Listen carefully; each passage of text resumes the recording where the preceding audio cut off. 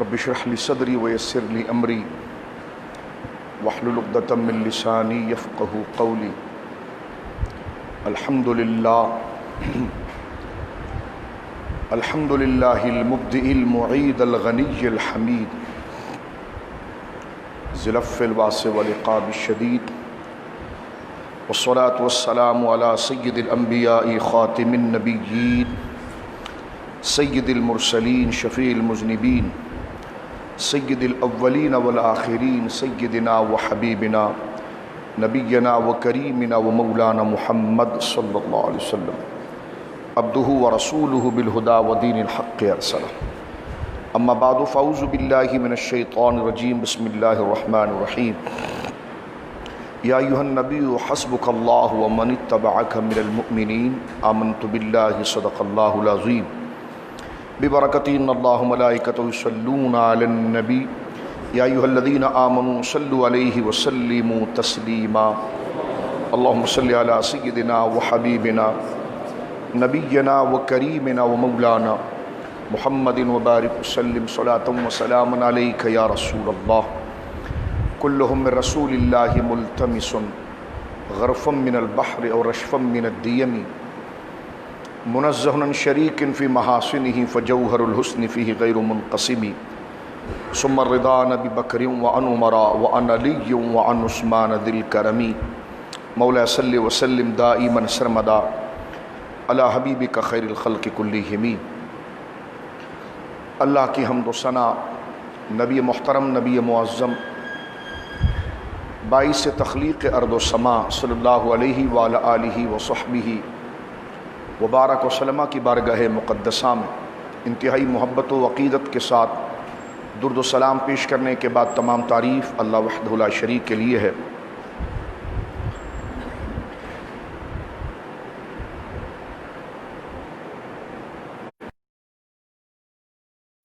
محرم الحرام شریف کا یہ مقدس حرمت والا عزت والا تکریم والا مہینہ ہمارے درمیان شروع ہو چکا ہے اللہ کے فضل سے، اور اسلامی کیلنڈر کے حوالے سے یہ اسلامی مہینوں میں سب سے پہلا مہینہ ہے اور اسلامی مہینوں میں سب سے آخر مہینہ ذی الحجہ کا ہے. لیکن اسلام کی تحریک کی جد و جہد اور اللہ کے دین کی سربلندی کی کوششیں باطل کے سامنے اور طاغوتی فکر کے سامنے حق کے نظام کے قیام کے لیے روز اول سے حق اور باطل باہم نبرد آزما رہے، اور حق کے پیروکار حق کے نفاذ کے لیے اپنی جان، اپنا مال، اپنی فکر، اپنی شوق کو قربان کر کے حق کی بقا کی کوشش کرتے رہے. کیونکہ اہل حق کا یہ عقیدہ ہے کہ ہمارے لیے جو اجر ہے، سکون ہے، انعام ہے، وہ آخرت میں ہے، اور دنیا جو ہے وہ ایک آزمانی کی جگہ ہے، ایک امتحان کی جگہ ہے. اسی لیے یہاں پر باطل کے لیے وسعتیں زیادہ کی گئی آزمائش کے طور پر، اور حق کے پیروکار کے لیے آزمائش کے طور پر اس بات کو دیکھا گیا کہ یہ باطل کی طرز پر دنیا کے حصول میں اپنی زندگی کو صرف کرتے ہیں، یا آخرت کا اجر لینے کے لیے اس دنیا کے اندر باطل اور شیطنت اور شیطانی قوتوں کے سامنے نبرد آزما ہو کر اللہ کی دین کو اور ہدایت کو قائم کرتے ہیں. جس طرح کہ حضرت اقبال نے ایک جگہ پر کہا تھا، ستیزہ کار رہا ہے ازل سے تا امروز،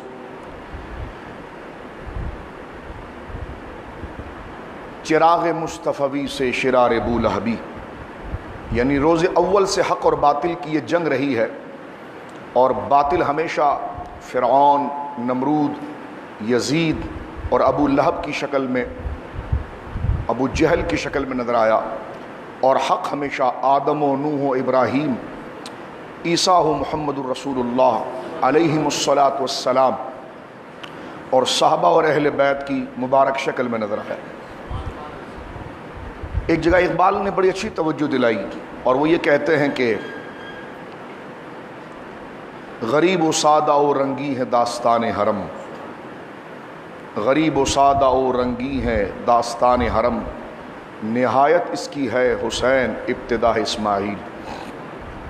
یعنی جو مہینہ ہم چھوڑ آئے ہیں اس میں حضرت ابراہیم علیہ السلام نے اپنے بیٹے کی قربانی دی، اور اللہ کے کہنے پر، اللہ کے حکم پر اپنی مرضی کو قربان کیا۔ اور جو اس کی ابتدا ہے اس میں حضرت امام علی مقام سیدنا امام حسین رضی اللہ تعالی عنہ کی کربلا کے دشت کے اندر اللہ کے دین اور شریعت مصطفیٰ صلی اللہ علیہ وسلم کی اصل شکل اور اصل صورت کو باقی رکھنے کے لیے یزیدی لشکر کے ساتھ اپنے رفقا اور اپنے بچوں کے ساتھ نبرد آزما ہو کر اپنی جانوں کا نذرانہ پیش کرنا۔ تو گویا کہ اسلام کی ابتدا بھی آزمائش اور قربانی ہے، اور اسلام کی انتہا بھی آزمائش اور قربانی ہے، کیونکہ مومن کے لیے اجر جو ہے وہ آخرت میں ہے۔ اس مہینے محرم الحرام میں یقیناً اس حوالے سے کہ یہ مہینے کی ابتدا ہے، سال کی ابتدا ہے، لیکن ہمیں یہ دنیا ایک آزمائش کی جگہ ہونے کے حوالے سے کہ مومن کے لیے دنیا قید خانہ ہے اور کافر کے لیے جنت ہے، ایک وقتی زندگی ہے، اور مومن اس زندگی کے ساتھ، اس ارادے کے ساتھ اور اس سچے عقیدے کے ساتھ اپنی زندگی گزارتا ہے کہ میں ایک محدود وقت کے لیے آیا ہوں اور اپنا کام کرنے کے لیے آیا ہوں جو رب کے احکام کا میں پابند ہوں، میں یہاں پر کام کروں گا اور قبر میں اللہ رب العالمین میرے لیے آسانی اور اجر چاہے عطا فرمائے گا۔ تو لہذا مومن کا مطمع نظر یعنی شوق قبر اور آخرت اللہ کی رضا اور آسانی ہوتی ہے، اور جو شیطنت ہے ان کے لیے دنیا ہی سب کچھ ہے، تو لہذا وہ اس کے حصول کے لیے حرام و حلال، رب کی رضا اور ناراضگی کی تمیز کیے بغیر وہ اس کے حصول کے پیچھے لگ جاتے ہیں۔ اور مومن یہ ہے کہ جو اجر آخرت کا چاہتا ہے تو پھر وہ دنیا میں حرام اور حلال کا فرق کرتا ہے، رب کی ناراضگی اور اس کی پسندیدگی کا فرق کرتا ہے، اور اس راہ کو اختیار کرتا ہے جو اس کے رب کو پسند ہے۔ اس محرم کی اس مہینے کی ابتدا بھی خلیفہ دوم، وہ عظیم ہستی کہ جن کی موافقت میں 20 سے زیادہ قرآن کی آیتوں کا نزول ہوا، رسول اللہ صلی اللہ علیہ وسلم کی صحبت میں اللہ رب العالمین نے ان کو روحانیت اور پاکیزگی اور تقوی کا یہ مقام عطا فرمایا تھا کہ رسول کریم صلی اللہ علیہ وسلم نے خود ارشاد فرمایا کہ اللہ نے عمر کی زبان پر حق کو جاری کر دیا ہے، اور فرمایا عمر کی ہیبت اور اس کی روحانیت ایسی ہے کہ جس راستے کو یہ اختیار کر لے شیطان پھر اس راستے کو پکڑ نہیں سکتا اور گمراہی نہیں پھیلا سکتا۔ سیدنا فاروق اعظم رضی اللہ تعالی عنہ کی شہادت یکم محرم الحرام، اس پر ہم نے چند دن پہلے حضرت فاروق اعظم رضی اللہ تعالیٰ عنہ کے یوم میں تفصیلی گفتگو کی، لیکن بات کو آگے بڑھاتے ہوئے آج کا جمعہ، ظاہر سی بات ہے جمعہ ایک مسلمانوں کا اجتماعی عبادت اور اجتماعی صورت ہوتی ہے، تو اس میں ہر فرد دور دراز سے ایک جگہ سے جمع ہو جاتا ہے، تو اس میں جہاں ہماری دینی منصبی کو سمجھنا اور ایک دوسرے کو سمجھانا اور اس کو ذہنوں میں تازہ کرنا اور تجدید عہد کرنا اور پچھلی غلطیوں کی تلافی کر کے آگے کی طرف پھر تیار ہو جانا، یہ تربیت ہوتی ہے۔ وہاں پر اس تربیت کے لیے اپنی عمل کی پشت کو مضبوط کرنے کے لیے اور اپنے قدموں کو اسلام پر مضبوط کرنے کے لیے ان ہستیوں کا ذکر بھی لازم ہوتا ہے جس سے اسلام کو عزت ملی اور جن کے ذریعے اللہ نے اسلام کو عزت عطا فرمائی۔ اب چاہے وہ امام علی مقام رضی اللہ تعالیٰ عنہ کی ذات مبارکہ ہو یا حضرات صحابہ کرام کی قربانیاں، ذی الحجہ میں حضرت عثمان غنی رضی اللہ تعالیٰ عنہ کی ایک مظلوم شخصیت اور آپ کی شہادت، اس کو ذکر کر کے ہم نے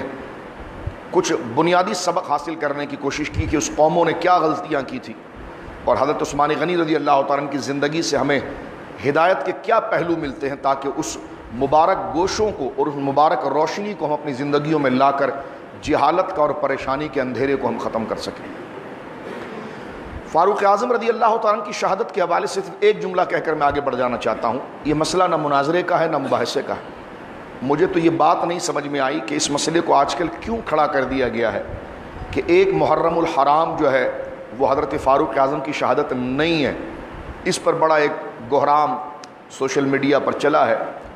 ہم خیر وہ زبان تو نہیں استعمال کر سکتے، لیکن صرف بات چلی ہے تو لوگوں نے کثرت سے سوال پوچھا ہے تو اس کی تشویش کو دور کرنے کی تفصیلی خطاب تو ہم نے کیا بھی ہے، بڑی رات کو آپ نے سماعت کیا، صرف ایک دو جملے کہہ کر آگے بڑھنا چاہتا ہوں۔ دیکھیے، اگر ایک محرم الحرام کو فرض کر لیجئے کہ حضرت فاروق اعظم رضی اللہ تعالیٰ عنہ کی شہادت کا دن نہ بھی ہو، تو اگر وہ اس دن اگر کوئی حضرت عمر رضی اللہ تعالیٰ عنہ کی شہادت اگر ذی الحجہ کے مہینے میں ہو گئی اور آپ کی تدفین بھی ہو گئی، اور ایک محرم کی تاریخ سے آپ کی تدفین یا شہادت کا کوئی تعلق نہ بھی ہو، لیکن اگر کوئی شخص حضرت فاروق اعظم رضی اللہ تعالیٰ عنہ کا ذکر کرے کہ جس کے دل میں اہل بیت کے لیے برائی کا کبھی شبہ بھی نہ گزرا ہو اور وہ صحیح العقیدہ شخص ہو، تو اس کے لیے شرعاً کیا ممانعت ہے؟ بالکل کر سکتا ہے، ایک محرم کو کرے، 2 کو کرے، 4 کو کرے، 5 کو کرے، ربیع الاول کو، بزرگوں کا ذکر کبھی بھی کیا جا سکتا ہے۔ لیکن ایک فکر جس کے متحمل اسلام نہیں ہو سکتا، نہ ایسی فکر ہمیں بڑھانی چاہیے۔ نہ ہماری ریاست پاکستان اس وقت جس خطرناک دورائے سے گزر رہی ہے، وہاں پر نہ اس قسم کے تفرقے کی بات کرنے کی نہ مجھے اجازت ہونی چاہیے، نہ کسی اور کو اجازت ہونی چاہیے۔ بات یہ ایک خاص رومر باقاعدہ سوشل میڈیا پر ٹرین چلا کہ اگر ایک محرم کو حضرت عمر کا ذکر کریں گے نا تو یہ اہل بیت سے دشمنی ہے اور یہ اہل بیت سے بغض ہے۔ اس فکر کی جتنی مذمت کی جائے اور اس کے پیچھے سازش کے جتنے تانے ہیں اس کی مذمت کی جائے، میں کہتا ہوں کم ہے۔ یہ کس نے ہمارے ذہنوں میں یا ہماری فکر میں، ہمارے نوجوانوں میں یہ بات ڈالنے کی سازش کی؟ یہ سازش ہے، یہ گھنونی سازش ہے کہ صحابہ کرام کے ذکر سے اہل بیت کی توہین لازم آئے یا اہل بیت کے ذکر سے صحابہ کی توہین لازم آئے۔ العیاذ باللہ، العیاذ باللہ۔ امت کے ذہن میں کبھی یہ گندا اور ناپاک خیال نہیں گزرا، اس کی کوئی حیثیت نہیں، اس سے بڑے کوئی جملے نہیں جو ممبر پر میں کوئی اور کہہ سکوں، لہذا یہ فرسودہ اور بیکار سی بات ہے۔ اگر یہ نہ بھی ہو تب بھی کرنا بالکل جائز ہے۔ قرآن کریم میں جب دونوں کا ذکر ساتھ میں کیا اور دونوں ہستیاں ہمارے لیے محبت کا اور عقیدت کا مرکز یکساں ہیں، اور اس میں جن کی درجہ بندیاں ہیں وہ خطبوں میں ذکر کر دی جاتی ہے کہ افضل البشر بعد الانبیاء ابو بکر صدیق ثم فاروق اعظم ثم عثمان ثم علی رضی اللہ عنہ اجمعین، وہ مسلم ہے۔ لیکن حضور علیہ الصلوۃ والسلام کے قرب میں اور ہمارے محسن اور اسلام کے مقتدا ہونے میں کوئی مسلمان اس میں فرق نہیں کر سکتا۔ جس طرح کہ امام احمد رضا سے پوچھا گیا تھا رضی اللہ تعالیٰ عنہ، پوچھا گیا تھا تو امام اعظم ابو حنیفہ اور غوث اعظم کے بارے میں، لیکن اس فکر میں اگر پوچھا گیا تو اس کو یوں ہے کہ آپ صحابہ کرام سے زیادہ محبت کرتے ہیں یا اہل بیت سے؟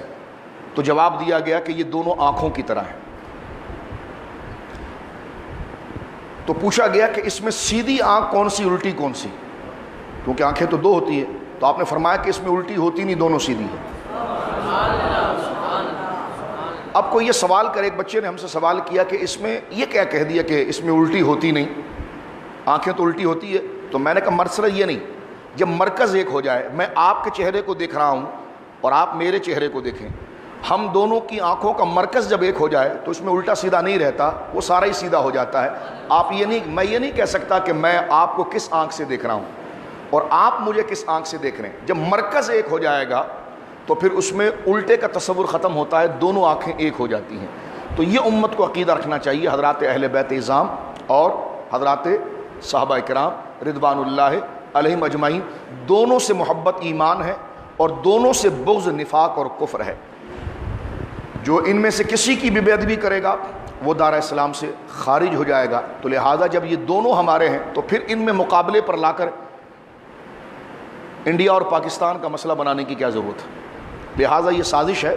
اور ہمارا ملک اس کا متحمل نہیں ہو سکتا، اور نہ ہمارا نوجوان اس کا آج متحمل ہو سکتا ہے کہ جس کا ایک ٹیلنٹ، تازہ ٹیلنٹ ہے، جو آگے چل کر اسلام کی خدمت کرنا چاہتا ہے۔ یہ ٹرین تو لہٰذا سوشل میڈیا کی اس فکر کو آج ہم جمعے کے اجتماع میں مسترد کرتے ہیں اور ان لوگوں کی ہدایت کی دعا کرتے ہیں کہ اللہ رب العالمین انہیں ہدایت دے کہ وہ اس قسم کی فکر کر کے کوئی دین کی خدمت نہیں کر رہے بلکہ نقصان کر رہے ہیں اور اپنا ٹائم ضائع کر رہے ہیں۔ اور اس کے بارے میں اگر کوئی بندہ بہک گیا تو پھر ان کی نمازیں اپنی جگہ پر، اللہ رب العالمین ان کی بڑی سخت گرفت کرے گا کہ اگر ان کی غلط ہدایت کی وجہ سے کسی کے دل میں کسی عظیم ہستی کے لیے برائی آ گئی۔ یہ سوال ہے، آگے چلتے ہیں۔ جتنی تاریخ کی کتاب، پہلی بات تو یہ سمجھ لیجئے کہ تاریخ جو شعبہ ہے اس میں کسی شخصیت کی پیدائش اور کسی شخصیت کی وفات کبھی متعین نہیں ہوتی۔ کئی اقوال اس میں آتے ہیں، آپ پڑھے لکھے لوگ ہیں، ایک یہ ہے، ایک یہ ہے، ایک یہ ہے، ایک یہ ہے۔ سرکار دو عالم صلی اللہ علیہ وسلم کی پیدائش کے حوالے سے اگر آپ دیکھیں، یا سرکار دو عالم صلی اللہ علیہ وسلم کے وصال شریف کے حوالے سے آپ دیکھیں، تو ایک نہیں درجنوں قول آتے ہیں، لیکن اس میں یہ دیکھا جاتا ہے کہ قول تو کافی ہے، کسی نے یہ تاریخ بتائی، کسی نے یہ تاریخ بتائی، کسی نے یہ تاریخ بتائی اپنی تحقیق اور ریسرچ کے ذریعے، لیکن یہ دیکھا جاتا ہے کہ سواد اعظم امت کا بڑا گروہ اور زیادہ تر لوگ کس جانب گئے ہیں اور کس چیز کو، کیونکہ یہ مسئلہ کوئی ایمانیات سے نہیں ہوتا کہ اس میں سے اگر کوئی ایسا ہو جائے تو کوئی فساد لازم آ جائے، ایسا نہیں، یہ تو تاریخی پہلو ہے، آپ اہل علم میں بہتر سمجھتے ہیں۔ ہاں قرآن میں جو بات آ جائے وہ تو متعین ہے، منصوص ہے، اس میں تو ادھر ادھر ہونے کی بات نہیں، کیونکہ قرآن تو متعین کرتا ہے، تاریخ متعین نہیں کرتی۔ اگر کسی نے 2 کہا ہے تو اگلے نے 4 کا قول کر دیا، 4 کا قول آپ ڈھونڈیں گے تو اگلا 10 کا قول کر رہا ہوگا، 10 کا قول دیکھیں گے تو اگلا 15 کا قول کر رہا ہوگا، لیکن اس میں طریقہ کار اور تاریخی علم یہ ہوتا ہے کہ جو محققین ہیں وہ یہ دیکھتے ہیں کہ زیادہ لوگ اہل علم کس طرف گئے ہیں اور زیادہ لوگوں نے کیا قول کیا، بس اس قاعدے کو ذہن کر رکھ کے اس طرف آئیے۔ اب جتنی تاریخ ہیں کی مشہور کتابیں یا سیرت کی کتابیں ہیں یا حدیث شریف کی کتابیں جس میں حضرت فاروق اعظم رضی اللہ تعالیٰ عنہ کی شہادت کے حوالے سے بات آئی ہے اور گویا کہ یہ بات ذکر کی گئی ہے، تو احادیث کی کتاب میں اگر آپ آ جائیں تو مستدرک کو اگر آپ دیکھیں، امام احمد کو دیکھیں، تو وہاں پر یہ بات حدیث میں متعین ہے صحابہ کے ذریعے کہ حضرت فاروق اعظم رضی اللہ تعالیٰ نے جمعہ پڑھایا تھا۔ جمعہ پڑھانے کے بعد بدھ کا دن تھا، اور بدھ کے دن یہودی ابو لولو فیروز نے نماز کی حالت میں صبح کے وقت فاروق اعظم رضی اللہ تعالیٰ عنہ کے ناف کے قریب ایک بہت بڑے خنجر سے وار کیا تھا،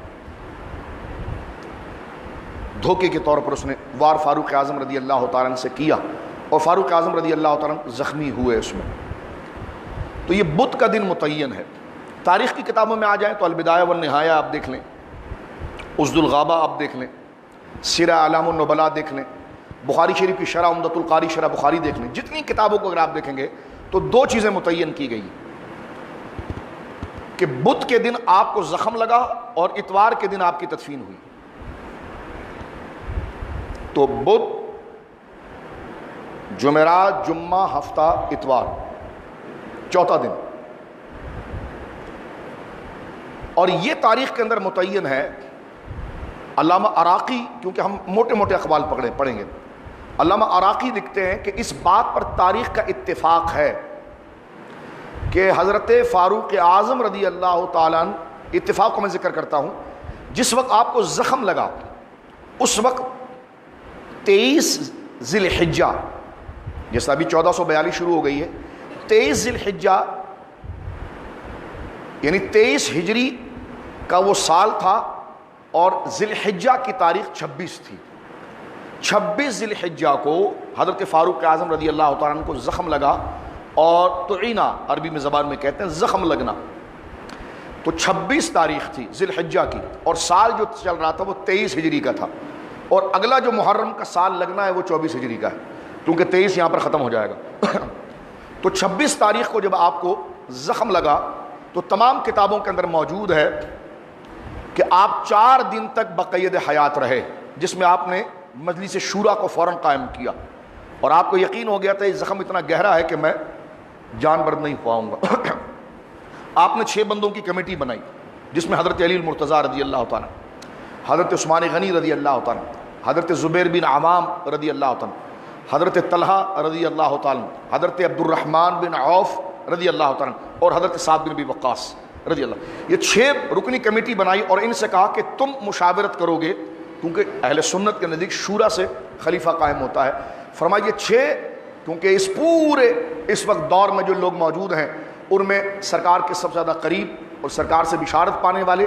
ذہین اور حضور کے مخلص ساتھیوں میں سے ہے، تو حضرت مولا مرتضیٰ سے لے کر سعد بن ابی وقاص تک 6 بندوں کی کمیٹی بنائی۔ فرمایا کہ تم نے متعین کر کے میرا نائب یعنی اسلام کا نائب اور خلیفہ متعین کرنا ہے، اور تم نے اس چیز کو سلیکشن کرنا ہے کہ کس شخص کو، تم 6 کو اختیار ہے کہ کس میں سے، یعنی خلیفہ اب جو بھی بنے گا تم 6 میں سے بنے گا، اس لیے کہ تم 6 کے 6 مہاجر ہو، تم 6 کے 6 قریشی ہو، اور تم 6 کے 6 وہ ہو کہ جو اس وقت میں جتنے لوگ زندہ ہیں ان میں سب سے افضل ہو، اور تم 6 کے 6 وہ لوگ وہ ہو کہ جن کو حضور نے اپنی دور مبارکہ میں بڑی ذمہ داریاں دی ہیں، انہوں نے سیدنا ابو بکر کے دور میں بڑی ذمہ داریاں سیاسی طور پر نبھائی ہیں، میرے دور میں بڑی نبھائی ہیں۔ ساتویں بندے کو ہم شامل نہیں کر سکتے کیونکہ اس کا یہ درجہ نہیں ہے، کیونکہ خلیفہ جو بنے گا وہ قریشی ہوگا، وہ مہاجر ہوگا، اس کے لیے بشارتیں ہوں گی۔ تو اس وقت جتنی بڑی بڑی بشارتیں آپ لوگوں کے لیے کوئی اور نہیں ہے۔ جو کرائٹیریا اسلام بناتا ہے وہ ان 6 میں ہی تھی، تو فاروق اعظم رضی اللہ تعالیٰ نے ان 6 کو متعین کر دیا اور متعین کر کے کہا کہ آپ شورا کو قائم کریں۔ تو آپ نے 6 کو متعین کر کے گویا کہ شورا کو اختیار دے دیا کہ آپ اس میں سے، آپ 6 میں سے کوئی ایک خلیفہ المسلمین گویا کہ مسلمانوں کا متعین ہوگا۔ تو یہ دورانیہ آپ کے درد اور تکلیف کا جو تھا وہ 4 دن کے قریب چلا، اور علامہ عراقی فرماتے ہیں کہ تاریخ کا اس بات پر اتفاق ہے کہ جس دن آپ کو لحد مبارکہ میں اتارا گیا، قبر شریف میں اتارا گیا، وہ محرم الحرام کی پہلی تاریخ تھی۔ محرم الحرام کی پہلی تاریخ تھی۔ مثلاً اگر 26 کو اگر آپ لیتے ہیں، 26 کو بدھ کا دن اگر آپ لیتے ہیں تو جمعرات، جمعہ، ہفتہ، اتوار، 4 دن، تو اس میں تاریخ ہوگی 27، 28، 29، 30۔ اگر چاند جو ہے کہ وہ ہو جاتا ہے 30 کا، تو آپ کا وصال ہو رہا ہے 30 کی رات میں۔ اور اس پر تاریخ کا اتفاق ضرور ہے کہ جس وقت دن چڑھا ہے محرم الحرام کی پہلی تاریخ کا، یہ تو متعین ہے، اتوار کا دن ہے، اس میں حضرت فاروق اعظم رضی اللہ تعالیٰ عنہ کو لحد مبارکہ کے اندر اتارا گیا۔ اور اگر اس کو 29 رکھ لیا جاتا ہے تو 30 وہاں پر خود متعین ہو جاتا ہے۔ تو لہٰذا یہ اتفاقی تاریخ ہے، اس کے مقابلے میں اقوال موجود ہیں، لیکن اس تاریخ کو زیادہ دخل دیا گیا کہ 26 کو آپ کو ضربت لگی ہے، اور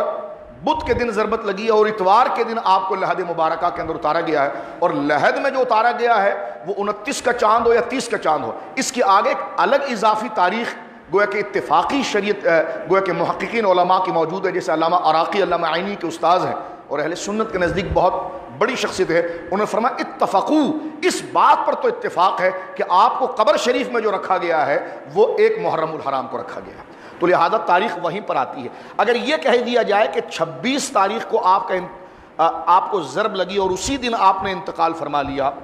تو پھر اس بات پر جو اتفاق ہے کہ محرم کی پہلی تاریخ کو آپ کو قبر شریف میں اتارا گیا، تو 4 دن آپ کے بدن کو کیسا رکھا گیا ہوگا، اور اس وقت میں کہ زخم اتنا گہرا ہے، کیونکہ جو لوگ ایک محرم کے قائل نہیں ہیں آپ کی شہادت کے، وہ اس بات کے ضرور قائل ہے کہ 3 یا 4 دن آپ زندہ رہے ہیں۔ تو جب 3 اور 4 دن آپ زندہ رہے ہیں تو 26 کو اگر انتقال ہو گیا تو 3 دن بقیہ کہاں لے جائیں گے جو شورا کی ہے۔ تو لہٰذا قاعدہ عقلی طور پر بھی گھوم کر اسی بات پر آتا ہے تاریخ کے ساتھ کہ 26 لے لی جائے آپ کے ضرب لگنے کی تاریخ کو، یا 27 لے لی جائے، تو اس کا جو اتفاق بنتا ہے وہ ایک محرم الحرام بنتا ہے۔ لہٰذا یہ میں نے بہت مختصر کر کے آپ کے سامنے، اس کی پوری تفصیل اگر آپ دیکھنا جائیں تو تاریخ ابن کثیر البدایہ والنہایہ آپ کے پاس موبائل موجود ہے، اس میں آپ کر لیجئے۔ جہاں حضرت فاروق اعظم کی سیرت کو علامہ ابن کثیر نے ختم کیا ہے اور حضرت عثمان کو شروع کیا ہے، وہاں ابتدا کے اندر علامہ ابن کثیر نے یہ قول نقل کر دیا ہے کہ حضرت فاروق اعظم رضی اللہ تعالی عنہ وارضاہ عنہ کی تدفین ایک محرم الحرام کو ہی، اور اسی کے فوراً بعد حضرت عثمان غنی کی بیعت کا سلسلہ شروع ہو گیا۔ تو وہاں پر بھی محرم الحرام ہی کا قول ہے۔ تو یہ میں نے کچھ لوگوں کے ذہنوں پر یہ گراں بھی گزر رہا ہوگا، لیکن کیونکہ ظاہر سی بات ہے لوگوں میں ایک تشویش پھیلتی ہے، تو یہ میں نے خلاصہ آپ کے سامنے تاریخ کا پیش کیا۔ حضرت فاروق اعظم رضی اللہ تعالیٰ، لیکن اس سے ہٹ کر تاریخ کوئی بھی ہو،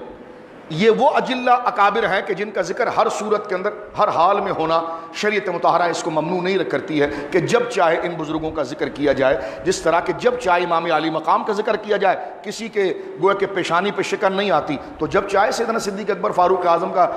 گویا کہ ذکر کیا جائے تو ماتھوں پر شکن نہیں آنی چاہیے۔ یہ جو ماتھوں پر شکن آ رہی ہے یہ آپ کے ذہن کا، یعنی ان کے ذہن کا کوئی فطور ہے، اسلام نے اس کو کہیں پر منع نہیں کیا ہے، اور نہ آج تک امت کے تعامل نے اس کو کہیں پر منع کیا ہے۔ سرکار دو عالم صلی اللہ علیہ وسلم کی حدیث مبارکہ ہے کہ میری اہل بیت جو ہیں وہ کشتی نوح کی طرح ہے، مثل اہل بیتی کسفینۃ نوح۔ نوح علیہ السلام کی کشتی وہ تھی کہ جس میں جو لوگ سوار ہوئے تو وہ کنارے پر پہنچ گئے، قرآن میں موجود ہے۔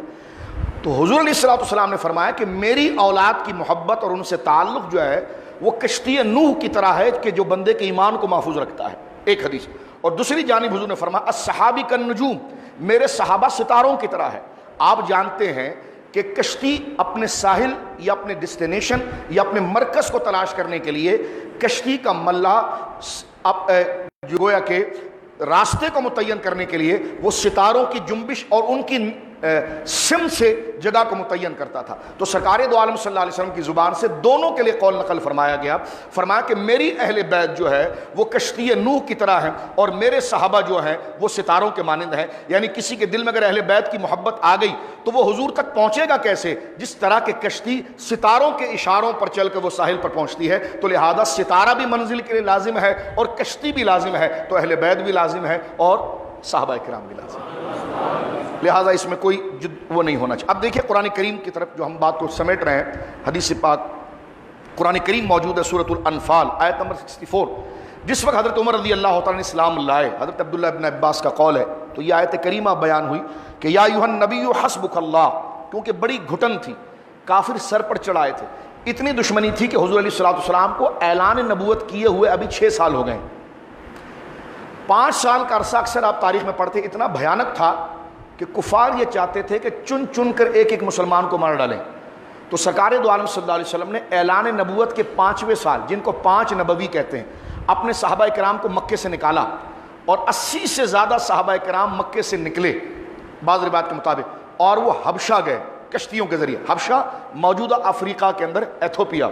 وہاں پر آپ پہنچے جس میں حضرت عثمان غنی نے. تو سب سے پہلی اسلام کی ہجرت حبشہ تھی جو 5 نبوی کو ہوئی. ان کو حضور نے نکالا کہ کہیں یہ تو مضبوط لوگ تیار ہوئے ہیں, یہ ان کو اگر کوئی نقصان پہنچ گیا تو آگے امت کا کام کون کرے گا, جس میں حضرت مولا مرتضیٰ کے بڑے بھائی حضرت جعفر طیار تھے, جن کی کوششوں کی وجہ سے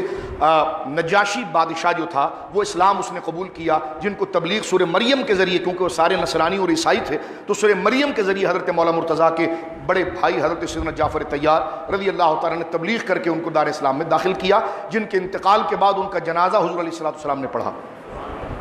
جو ایتھوپیا کے بادشاہ تھے نجاشی, آج بھی ان کا مزار وہاں پر گویا کہ ادیس ابابا کے اندر گویا کہ موجود ہے, جو لوگ زیارت کے لیے وہاں پر جاتے ہیں. تو 6 سال آیا, اس میں حضرت حمزہ مسلمان ہوئے. سب سے پہلے حضرت حمزہ کے مسلمان ہونے کے 3 سے 4 دن کے بعد حضرت فاروق اعظم رضی اللہ تعالیٰ دار اسلام میں داخل ہوئے. یہ وہ دور تھا کہ جس میں مسلمان اعلانیہ طور پر خانہ کعبہ میں نہیں جا سکتے تھے, نہ اعلانیہ طور پر نماز پڑھ سکتے تھے. لیکن جب حضرت عمر رضی اللہ تعالیٰ نے اسلام قبول کیا تو اس وقت سرکار دو عالم صلی اللہ علیہ وسلم سے سوال کیا, کیا ہم حق پر نہیں؟ حضور نے فرمایا عمر ہم بالکل حق پر ہیں. تو فرمایا جب ہم حق پر ہیں تو پھر گھٹ گھٹ کر کیوں جئیں, ہم کیوں نہ بات کریں؟ تو حضور نے فرمایا کیا کہنا چاہتے ہو؟ فرمایا حضور آج کی نماز جو ہے وہ حرم میں پڑھی جائے گی. سیدنا فاروق اعظم اور حضرت حمزہ اس قافلے کے آگے ہوئے, اور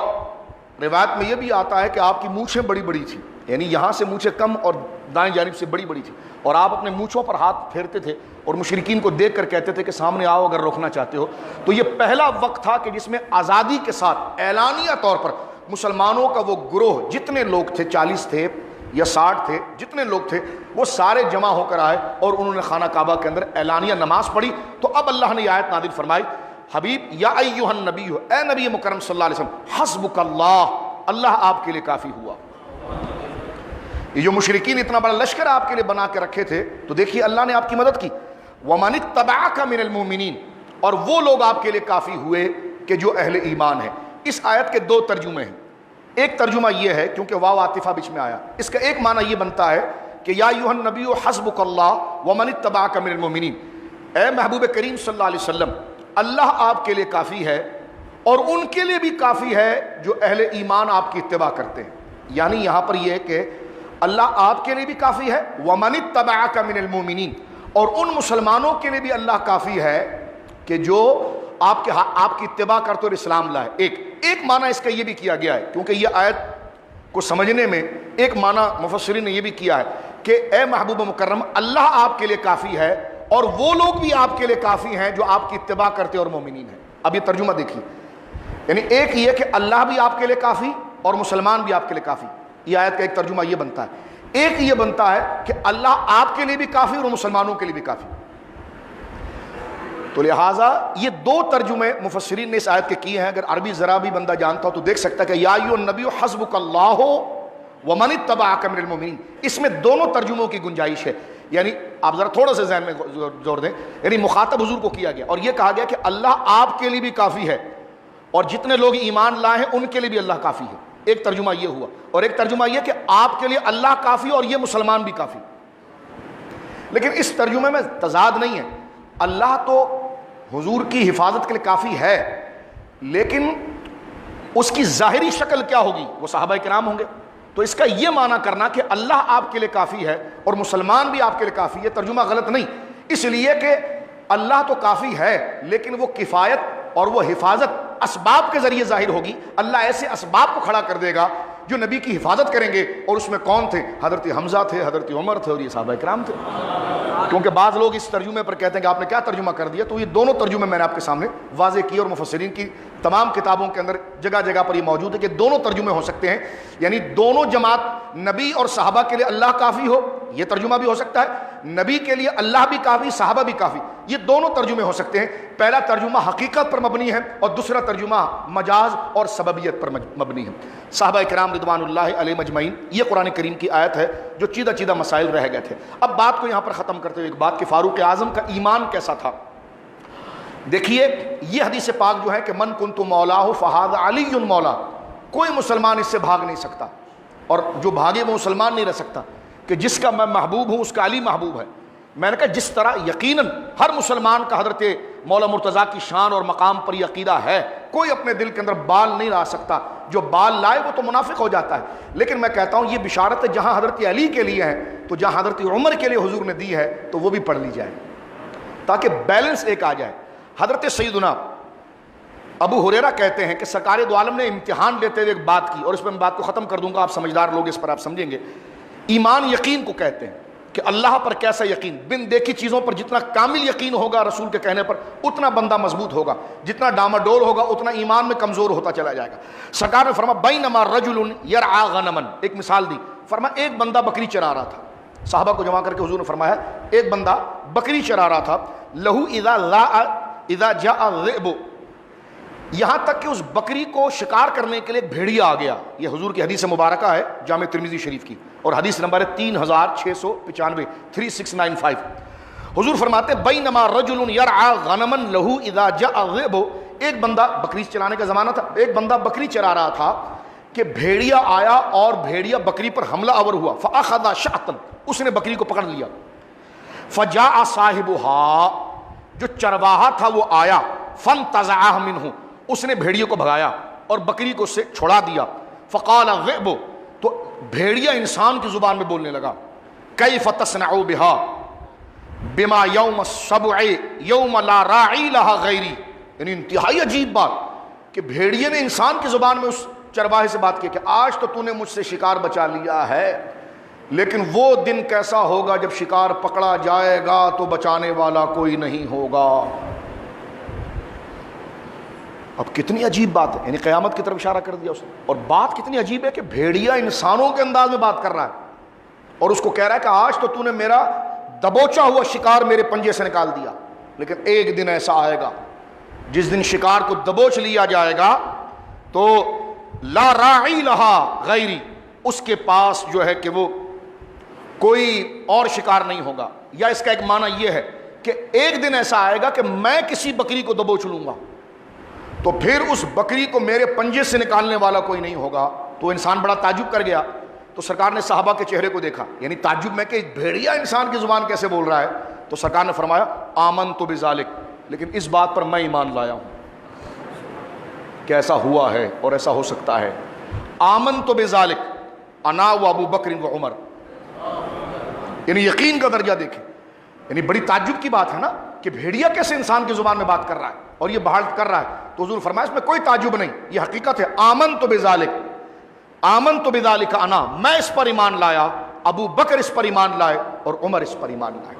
تو اس سے آپ اندازہ لگائیے کہ یہ حدیث پاک نے بتایا کہ ان بزرگوں کو حضور سید عالم کی صحبت میں رہنے کی وجہ سے ایمان کی پختگی کتنی تھی. اور بخاری شریف کے اندر تو یہ موجود ہے کہ جب فاروق اعظم کا بدن چارپائی پر رکھا ہوا تھا تو حضرت علی نے یہ خطبہ پڑھا، بخاری شریف کے اندر موجود ہے. بخاری شریف حدیث نمبر 3685 3685.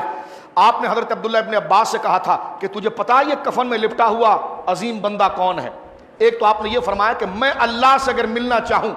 تو جس کی نیکیوں کا لباس پہن کر میں ملنا چاہوں وہ یہ عمر ہے. سبحان اللہ سبحان اللہ. اور دوسرا فاروق حضرت مولا علی نے یہ جملہ بیان فرمایا تھا کہ انی کنت کثیرا اسمع، میں نے ہمیشہ حضور کو یہ بات کہتے ہوئے سنا. یہ مولا علی کا قول ہے بخاری شریف میں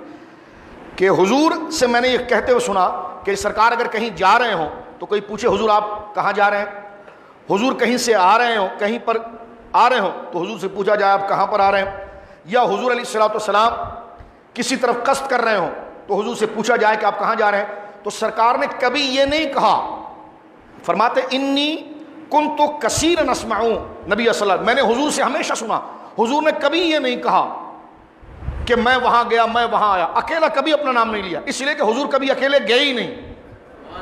حضرت مولا علی کہتے ہیں کہ انی کنت کثیرا اسمع النبی, میں نے حضور صلی اللہ علیہ وسلم سے ہمیشہ سنا تو حضور یہ کہتے ذهبت انا ابو بکر و عمر, دخلت انا ابو بکر و عمر, خرجت انا ابو بکر و عمر, میں ابو بکر و عمر وہاں گئے, میں ابو بکر و عمر وہاں آئے, میں ابو بکر و عمر کہاں ہیں. آج اگر کوئی کہے حضور آپ کہاں ہیں, فرما میں ابو بکر و عمر اس گنبد کے نیچے ہیں. تو گویا کہ یہ معیت کا خاصہ,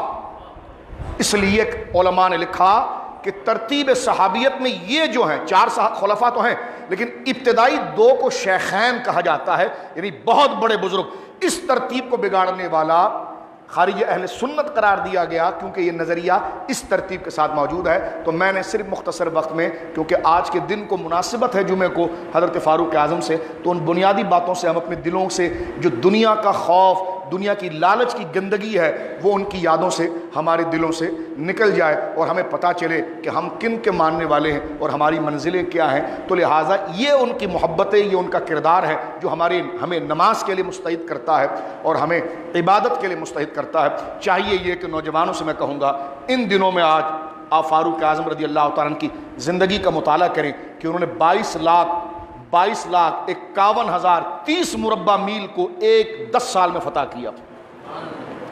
اور ایسا نہیں کہ کسی کی جھونپڑی اڑا کر اس پر قبضہ کر لیں, نہیں, 2 سپر پاور, رومن امپائر اور پرشین امپائر, کسرائے ایران اور قیصر روم, ان 2 اس وقت کی سپر پاور جو کئی 100 سال پرانی سیویلائزیشن تھی, اسلامی دشمن قوتیں, ایک نصرانی قوت اور ایک مجوسی قوت, ان دونوں کو گھٹنوں کے بل گرایا نہیں بلکہ مکمل ملیا میٹ کیا اور ان کے ایوانوں پر اللہ کے کلمے کو بلند کیا.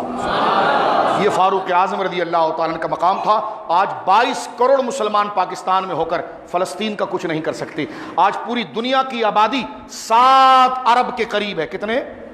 7 ارب کے قریب ہے. اس میں 1.5 ارب کے قریب مسلمان ہیں, لیکن آج وہ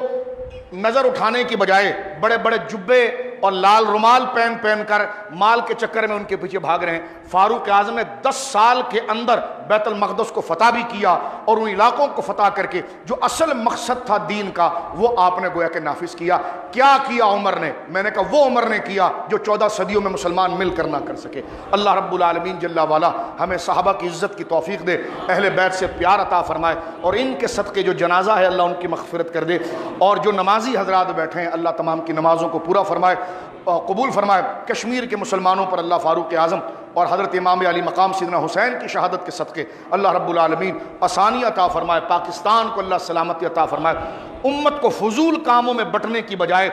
حق کے نظام کے تحت کلمہ توحید اور نظام مصطفیٰ کے نفاذ کے لیے ایک قوم بن کر جد و جہد کرنے کی, قبلہ اول کی آزادی سے لے کر کشمیر کی فتح تک اپنی کوششیں بروئے کار عملی طور پر لانے کے اللہ رب العالمین توفیق عطا فرمائے. اس لیے کہ حضرت ابوبکر کی زندگی ہمیں یہی اخلاص کا جذبہ دیتی ہے, حضرت عمر کی زندگی یہی جذبہ دیتی ہے, سرکار مولا کائنات کی گویا کہ مظلوم زندگی ہمیں یہی درس دیتی ہے. کربلا کے شہید ہر حضرت علی اصغر ہو یا نوجوان علی اکبر ہو یا حضور سیدنا امام علی مقام ہو, ان کی شجاعت ہمیں یہی درس دیتی ہے کہ ستیزہ کار رہا ہے ازل تا امروز, ستیزہ کار رہا ہے ازل تا امروز, نہا کہ چراغ مصطفی سے شرار بو لہبی تک غریب و سادہ رنگی ہے داستان حرم. مبارکباد دے دینی چاہیے محرم کی, لیکن کبھی یہ بھی دیکھ لینا چاہیے کہ غریب و سادہ و رنگی ہے داستان حرم, نہایت ہے اس کی حسین تو ابتدا ہے اسماعیل. وآخر دعوانا الحمدللہ رب العالمین.